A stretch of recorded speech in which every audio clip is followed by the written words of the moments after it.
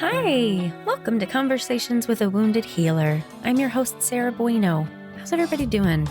You feeling okay? Somehow with the weather getting warmer, for me, life is somehow getting more okay, and I'm very appreciative of that. I wanted to tell you a couple things before we get into today's guest. I've got a couple speaking gigs coming up, and I'm advertising these since they are both online. So if you are someone who is psychologically inclined and or needs CEUs, you might be interested. On June 3rd, I'll be speaking for the Illinois Higher Education Center on trauma and substance abuse. And then on June 16th, for the New Hampshire Alcohol and Drug Abuse Counselors Association, I'll be speaking about the Wounded Healer. OMG, you've never heard me talk about that before, right? If you want to join, we will have the links in the show notes for you so that you can find your way to those events. Also, just wanted to tell you some more ways that you can connect with us. On Instagram, we are at Head Heart Therapy. On Facebook, you can find us at Head Heart Therapy as well, and at Wounded Healer, and that's WOUNDEDHEALR. I have to slow down so that I can say it correctly since it's not spelled right. Also, if you are a fan and appreciate the podcast and would like to donate to us monetarily, you can do so at Patreon, and you can just find Wounded Healer by typing in Wounded Healer, or it's at Wounded Healer, HEALR. Again, same. I'm just totally regretting that I did that. Anyway, let's get into today's episode. So today we are speaking with Dr. Craig Heacock.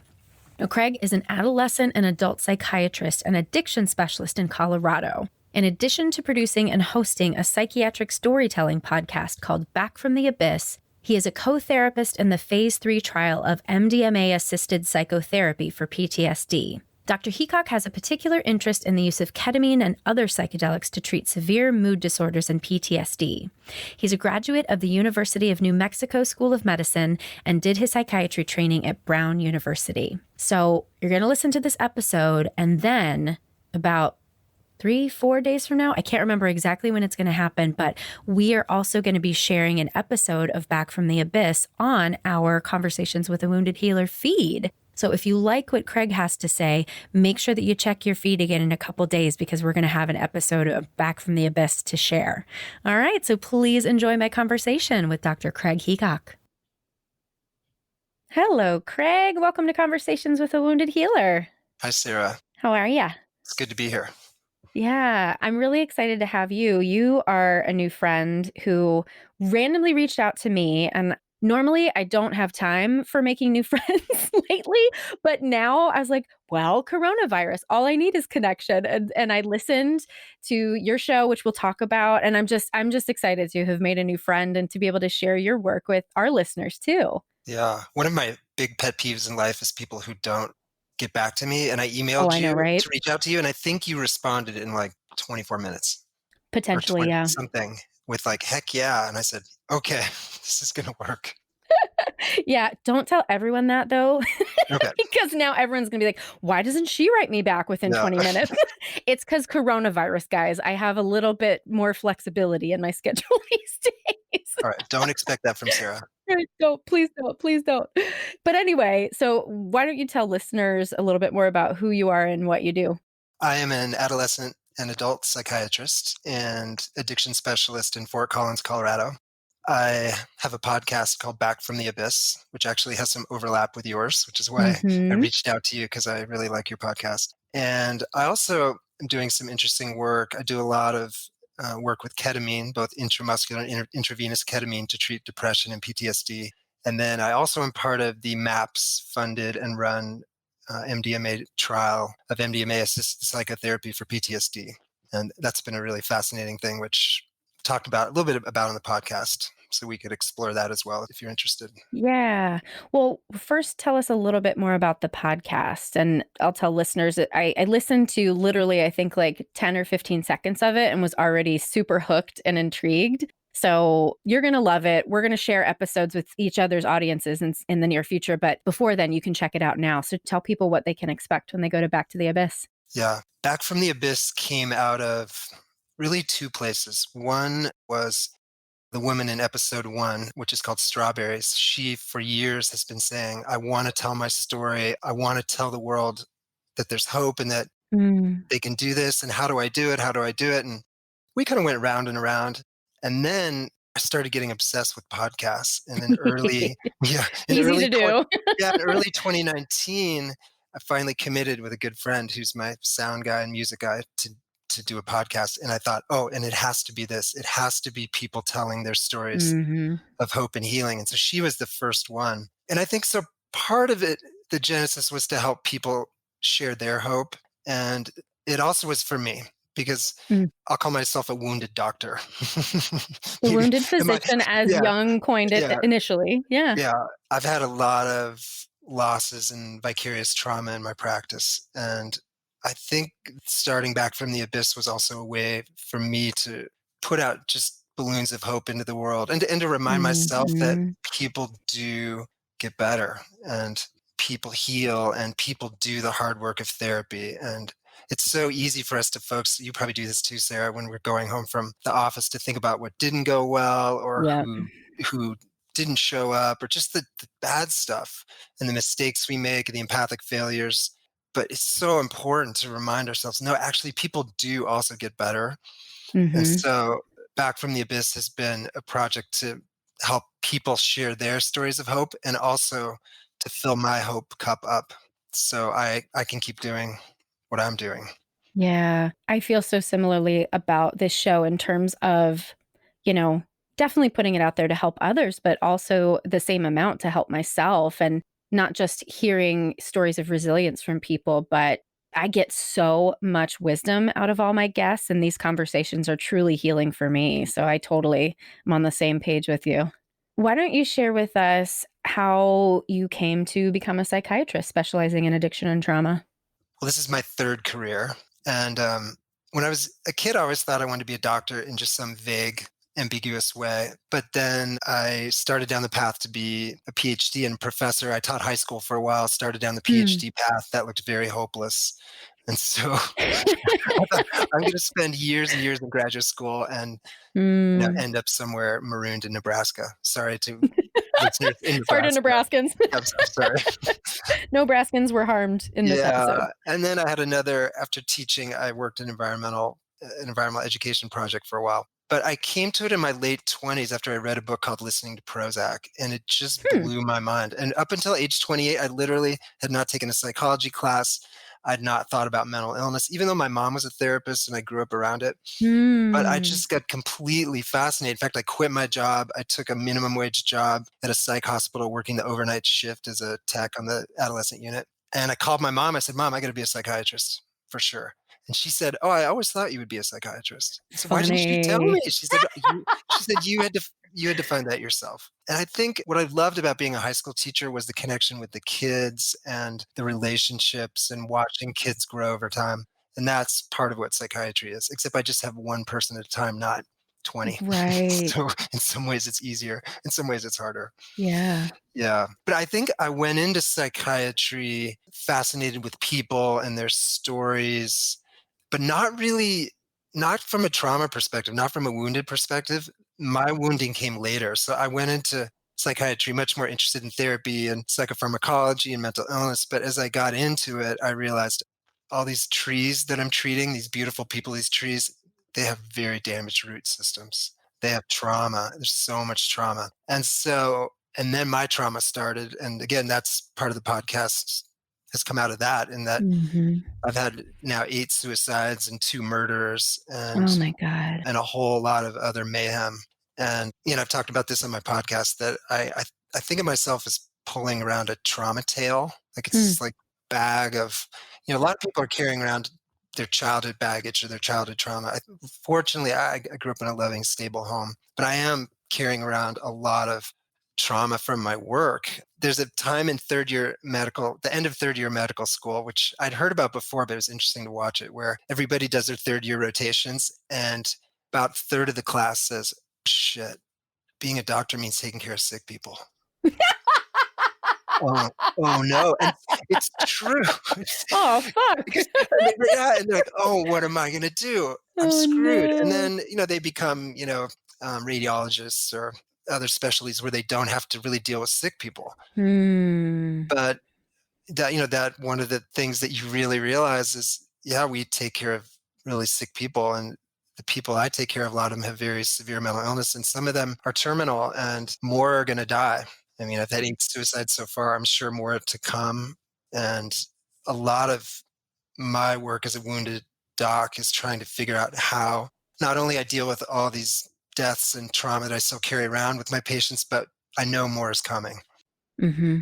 I had an attending in residency say, look, if you want to avoid suicides, don't treat sick people. Yeah. He said, but if you want to treat sick people, you're going to have suicides. Right. So a lot of my work in my own sort of evolution as a doc is trying to figure out how can I take care of people in the greatest pain and not sink myself. And at times I've deeply sunk. Right. Years earlier in my career where I barely made it through. Yeah. Yeah. Well, I know that research says that the earlier we are in our career, the more chance we have to burn out because we haven't built that internal resilience and that internal, what's the word I'm looking for? We have to be impartial in some ways, right? It's our careers when we're doing therapy with clients, it's just so there's this fine line between impartiality and deep care and empathy, Hmm. right? Hmm. Yeah, it's like ideally, the longer you practice, the wiser you get, the more competent, Mhm. hopefully, experienced. But you also can't. I don't. If you really care about your people, I don't know how you can't carry some of that pain. We all have to find a way to do the work to lose people, to Right. either just have them disappear from therapy or actually have them die or have other horrible things happen. And how do we move forward and keep trying to help people and not get Yeah. just dragged down by the awful losses? Yeah. It's interesting too. I wonder if people have said the same to you. I get all the time if I'm, at a party or something, people are like, what do you do? Like, oh, I work in addiction. I'm a therapist. Oh, that must be so hard. And I'm always kind of annoyed by that response because like you said, there is so much joy, there is so much healing. And yes, of course, we like any person working in therapy, you're going to be dealing with losses, but the joys are why we're in it. Yeah. And everybody's job is hard. Being Yeah. a being a kindergarten teacher is hard, being a Oh coal my, miner is you hard, couldn't pay me enough to do kindergarten being teacher. being a long haul trucker. I mean, everybody, I think it's just that the unique nature of psychotherapy and mental health Mhm. is that people are sharing their deepest, darkest stuff, which is I think what makes it so powerfully heartwarming and meaningful for us, but it also, Mhm. you know, Mhm.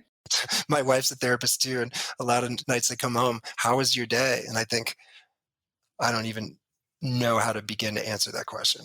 Yeah. I mean, it's just so complex. There's just so beautiful things happen and hilarious things happen and crushingly sad things happen. I mean, there's so much happens in one day, Mhm. and I love my work, but yeah, it's intense. It's yeah. I have 3 daughters, and they've said many times, "Dad, it must be so boring. All you do is sit all day and talk to people.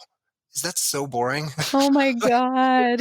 I say I've said to them, some days I long for it to be more boring because it Right. is not boring. No, it is no. It may be a lot of things, but boring is not one of them.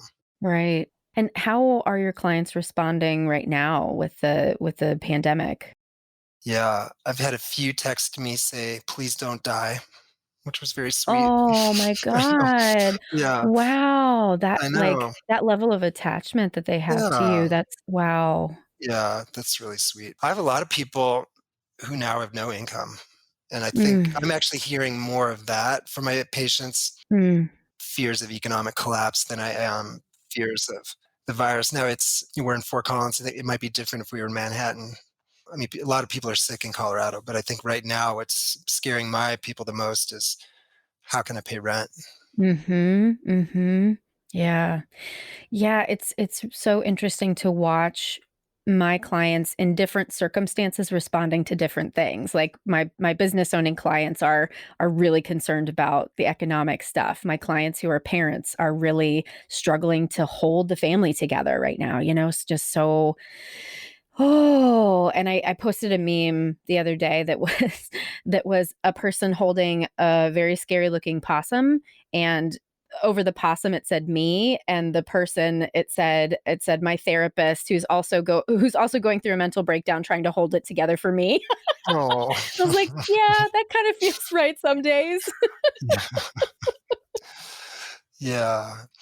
I do feel grateful that we get to keep doing our work. I mean, it's definitely dialing Yeah. back, but at least we can do video sessions, and Mhm. I'm still doing urgent ketamine sessions in person for people who are suicidal or really in a deep Mhm. hole. We're Mhm. wearing masks and gloves, and Right. I feel like a real doctor wearing masks and gloves. Right, oh my gosh. Oh my gosh. Well, that's a good segue into talking about the work with MAPS. I know that the audience will be really interested to hear about the use of psychedelics in therapy. Mhm. So, yeah, I work at the Fort Collins study site. I think there are 12 or 13 MDMA PTSD study sites in North America. So the study's been going for about 2.5 years. It's now sadly on hold with the virus, as everything's sort of on hold at the moment.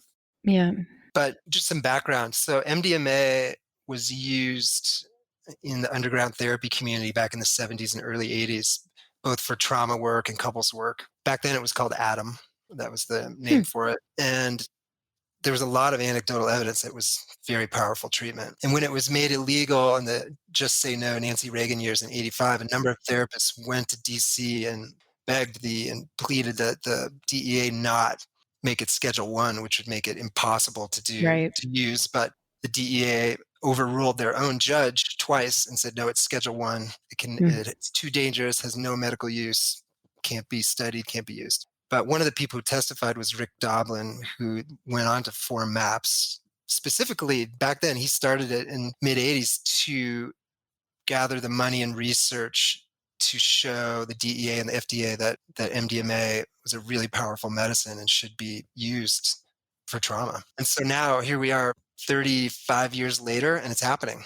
So Rick's dream has come true that we're in the final stages. So it takes what are called phases, 3 phases of research to get a medicine approved. So phase 1 is safety.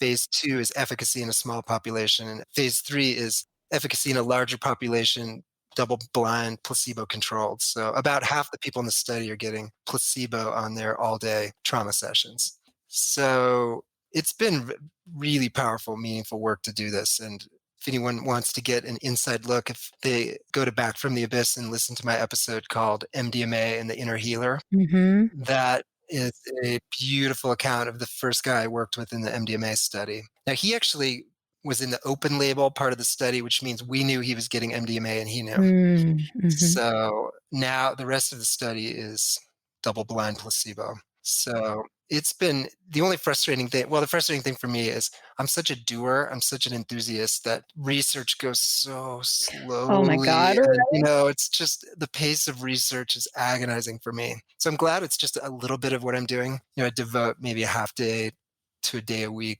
for the study, but super meaningful work. And I think, yeah, if MDMA continues to show the promise that it showed in phase 1 and phase 2, it's gonna change trauma treatment forever.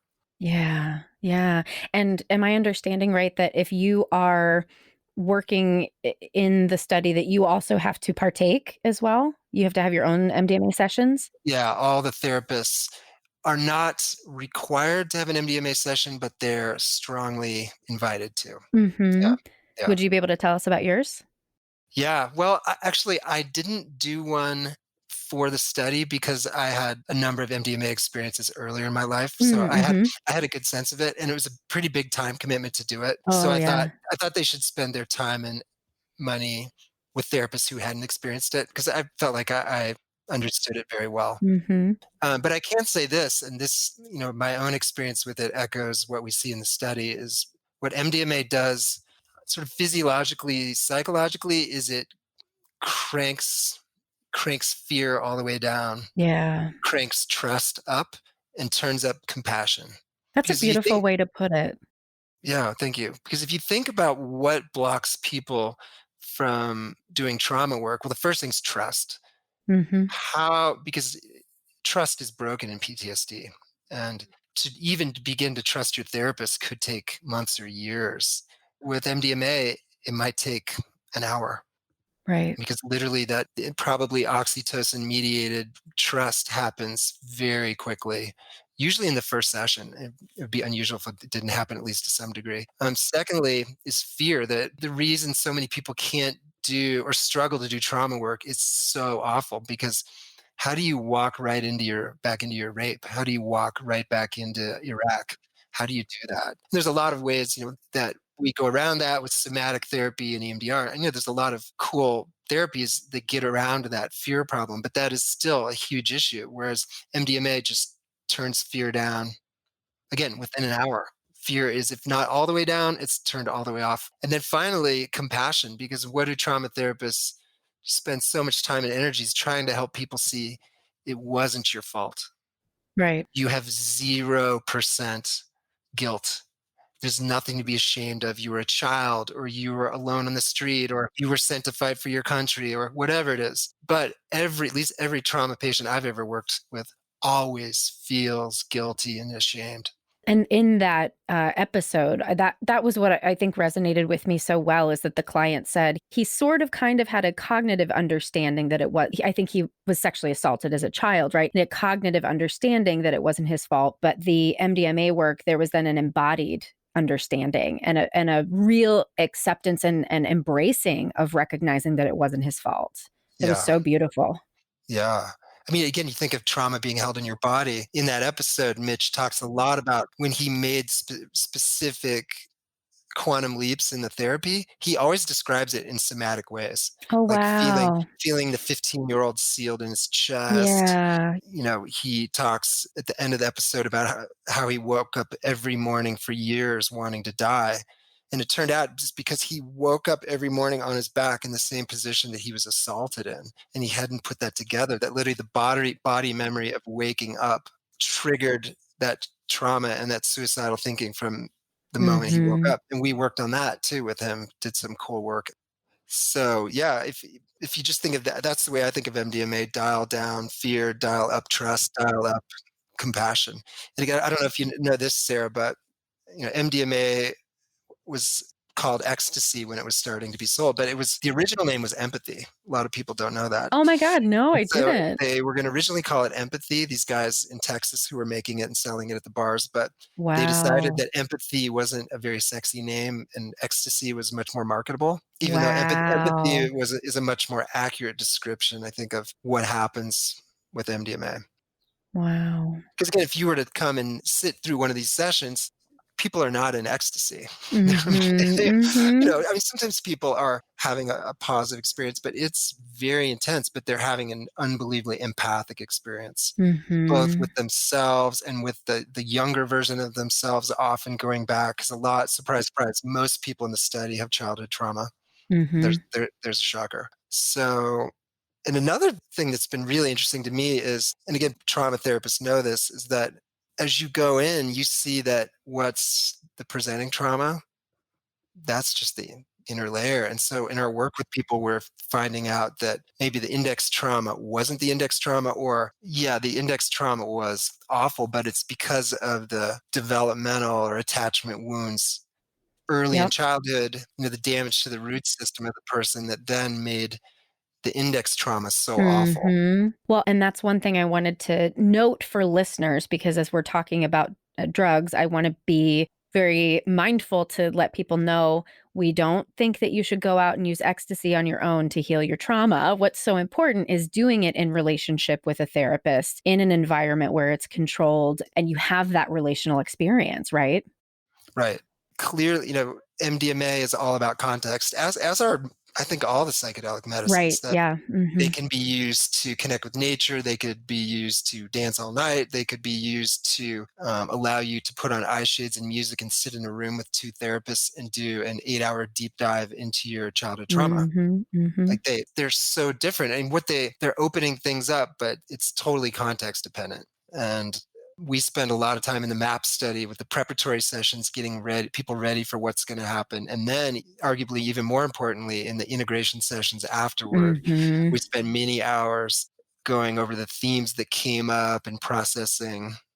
Because, yeah, there's great gold that's dug up on the experimental days, but boy, the integration sessions, that's the hard work of gardening, of really making sure stuff grows.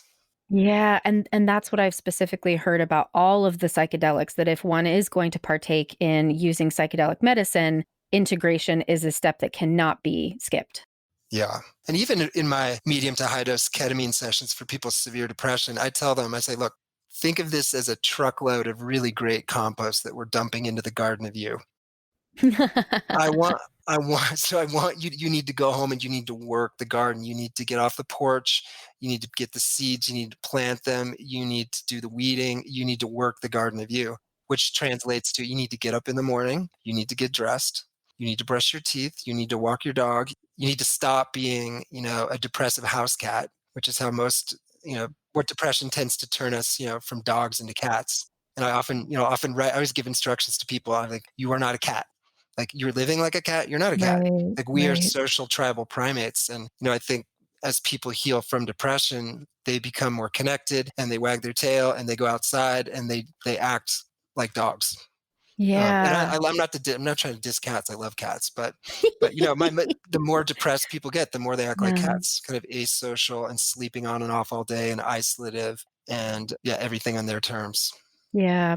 Well, I wanna ask you a potentially controversial question because I have a feeling that we're gonna have a similar viewpoint on this. So, treatment-resistant depression. So, well, depression, period, right? So anything that, if we're depressed or we're anxious, we've been told for a really long time that it's your neurotransmitters that aren't doing the right thing, and so you need to take medication so the neurotransmitters do the thing, and then you'll be fine, right?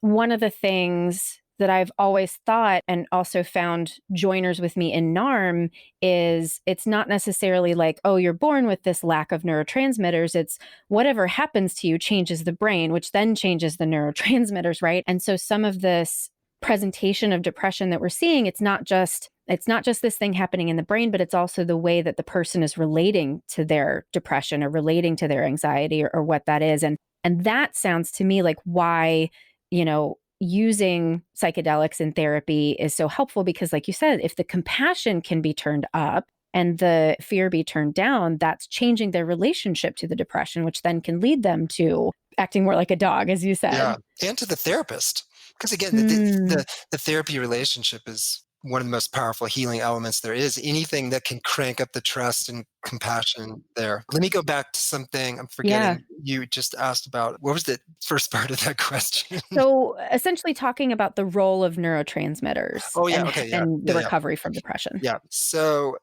the word depression is so problematic in many ways because, first of all, it's widely used to mean all sorts of things. Hmm. And Hmm. even if we talk about in mental health, we talk about no clinical depression. Hmm. Well, I actually did a podcast episode on this called What's the Deal with Depression? But I think, and you bring up a great point, Sarah, depression is so multifactorial.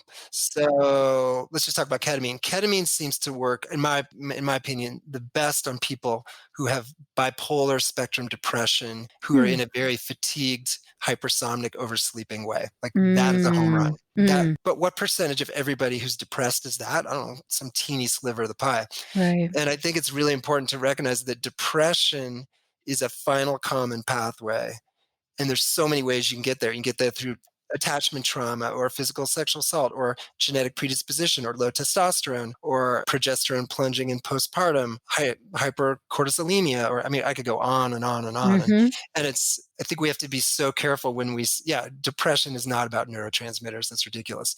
But Mhm. it's tempting to say, oh, depression is all about trauma or it's not all about anything. It's a syndrome, and there's so many ways to get to that. And I think one of the huge challenges we have as therapists and mental health clinicians is trying to break down. People may have all the classic symptoms of depression, but all that tells us is that they've now reached this hole of depression. But how did they get there? That totally matters. Yeah. It Yeah. utterly matters because it determines whether you should do somatic therapy or lamotrigine or a yoga class or Hmm. MDMA or whatever. I mean, it matters how you got to that well. Uh, So you're right. We throw around, I just did that, this idea of treatment resistant depression, which is actually a completely ambiguous term, which basically means, what we've done hasn't worked. Well, right. Right. yeah. So I But think then it, it puts a negative label on the patient and the yeah, client, and they walk around then, and that intensifies the negative relationship they have with themselves, because there's this feeling of like, I'm broken, I can't be fixed, right? yeah, yeah, Which is bullshit. yeah, yeah. I try to avoid saying that with patients. Mhm, mhm. I usually I use a lot of metaphors with people. They'll call me, "Do you think it's time to do ketamine?" And I'll say, "Well, how deep in the hole are you? Like, is there any light at all?" Mm, People are like, "There's mhm. no light." Like, "Okay, yeah, maybe." It might be Or time. or they say, "Oh, I'm still walking the dog and I'm still shopping and, I'm going to my job." Okay, yeah, you're not there yet, but tell me when you can't get out of bed. Then we'll do something. Mhm. Yeah. Well, I'd love to shift into the conversation about healing in terms of your own work. Would you use that label for yourself? Are you a healer? When I think of the word healer, He when I think of the word smiled healer, slyly. I I think of I think of my acupuncturist, Christy. She's a Hmm. healer. She's like a 12th level magic user. Yeah, Nice. like if you're playing a Dungeons and Dragons campaign, you'd want her with you because she's so intuitive and almost kind of clairvoyant, and you can tell Mm, her what's up, mhm. but you almost don't need to. Like yeah, I think of her as a healer. I think of myself as sort of a advocate slash coach slash expert mostly, and therapist, because psychiatrists have an interesting role where we're trained in the medical model. So when we meet people, we're thinking like, do you have endocrine stuff? Do you have this? Yep. Do we need to look at circadian rhythm? Do you need a sleep study? Do we need to look at your stool? But then also we're trained in different psychotherapy modalities. So I remember when I was first learning psychiatry that this is too much. Like, how am I going to balance thinking about people's Mhm. cortisol and testosterone and their circadian rhythms versus also like, wait, what sort of countertransference am I having towards you? It just seems like a lot to balance. So that to me is one of the really interesting challenges is that you have to run a lot of programs simultaneously to sit with people. But that said, yeah, my acupuncturist is a healer. Um, but I do for sure identify with, as I said earlier, Mhm. the wounded doc or the wounded physician. And as I said before, I didn't come into this. I felt very fortunate. I came into this with a loving, stable childhood, but boy, the trauma started right away. I had my first suicide in residency, an adolescent kid who hanged himself in his front yard so his parents would Mm. find him when he walked out. Oh, That Jesus. was my first one. And by my third suicide in the late 90s, I think it was around 98, I was going downhill fast. I was drinking too much and falling into substance abuse, and I couldn't sleep. And I remember just crying in my office thinking, I can't do this. I can't do this. I've already, I'm a brand new psychiatrist. I've already had 3 suicides and then I had a murder. And I thought, well, I just have to power on through because Oh, that's what I do. So yeah. I just pretended things would be fine if I just worked harder, if I Mm. called people obsessively and worked harder and worked longer hours and go, go, go, and just pour more kerosene on the fire. And I just ended up in 24/7 panic mode. And Oh god. yeah, by 93, I was in full on meltdown mode. And then I realized I just had to change everything and start working on me. Yeah, actually recognize, hey, I need some help. I need to stop doing things the way I was doing, which was basically bury my head in the sand and just hit the accelerator and pretend everything was fine. So, I mean, a big marker that things have changed now that I'm much more cognizant that I need to take care of myself, and is that I've had, I think, 4 suicides in the last 4 years. And while they've each been very painful, and I had one murder, that was even worse. I'm handling them much differently. I think early in my career, I thought if I worked hard enough and cared enough and I could save people and I could Yeah. avoid this. And then I realized that, yeah, my delusional optimism and inflated sense of self was going to destroy me. And I just needed to realize people are going to die. I mean, Yeah. if I'm going to treat sick people, some people are going to die. And that actually was a huge weight lifted. And Yeah. the other thing I've realized is, and other thing is that the people that I've worked with that was sure were going to kill themselves, none of them have, knock on wood. I have had, I didn't see any of them coming. And actually, at first, when I was back in such a dark place, it scared me to death because I thought I need to be able to predict or have a crystal ball. Yeah. But the healthier me realizes, no, I just need to have, that's actually an invitation to humility to say, yeah, you don't know. You don't know who's going to kill themselves. All you can do is just try to bring your best and your, your most present, caring self, and stuff is just going to unfold as it is. And that same idea that scared me to death earlier in my career now is like, oh, Yeah. I don't have to save everybody. I don't, Right. and it just, I used to think I had to. I don't know what I was thinking, but I did. Well, I think, one of the questions I was going to ask you is in terms of, this thought that you had to power through. I think that is also related to this idea that you had to save everybody. And I'm curious if you can identify where that came from for you. Yeah, no, I know where it came from. Well, it came from a couple places. Is one, I think I'm a competitive runner, and I've been a competitive runner since I was 11.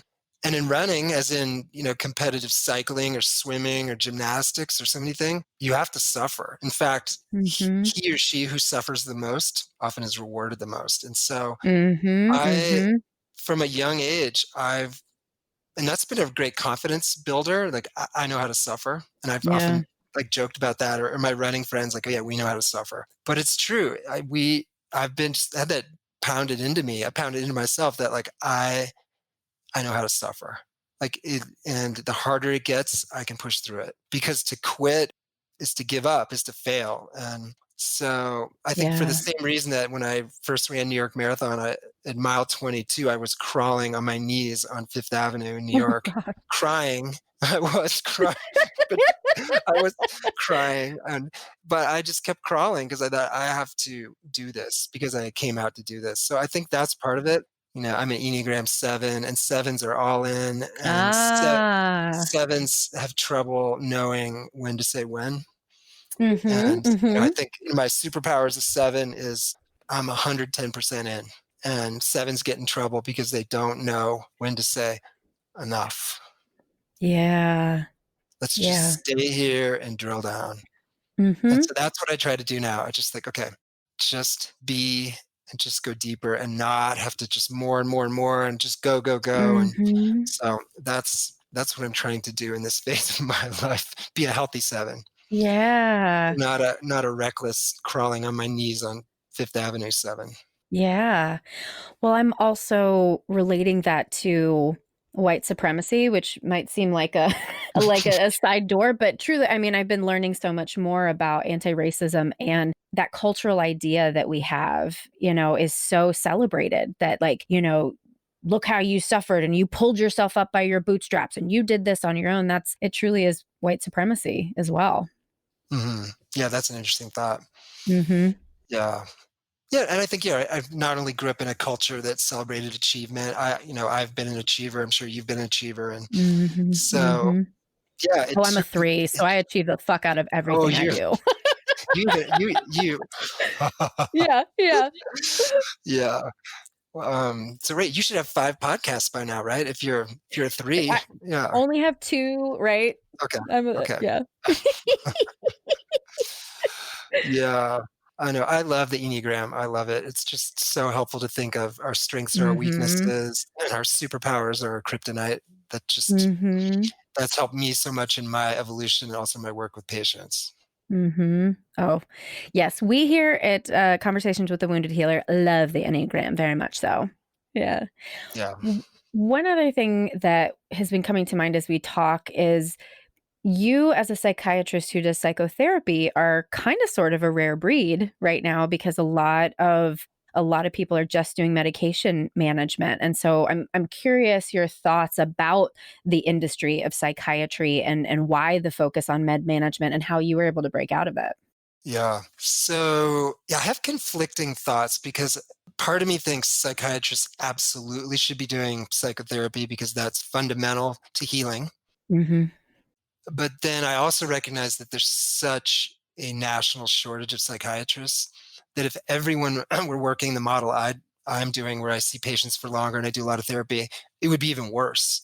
Hmm. So I do understand why a lot of therapists, like, or what a lot of psychiatrists feel not just I mean, I think people sort of diss the financial incentive. It's true. You're going to make more money if you see more people. But I know a number of psychiatrists who feel kind of a moral imperative to do Hmm. shorter sessions, more med management stuff, because there's just endless people who are trying to get in with psychiatrists. Yeah. So I used to be really down on the whole med check thing, thinking, okay, you're denying people one of the most important parts of therapy, but now, or Hmm. of treatment in general. But now I understand, actually, it's probably good that there's a lot of psychiatrists.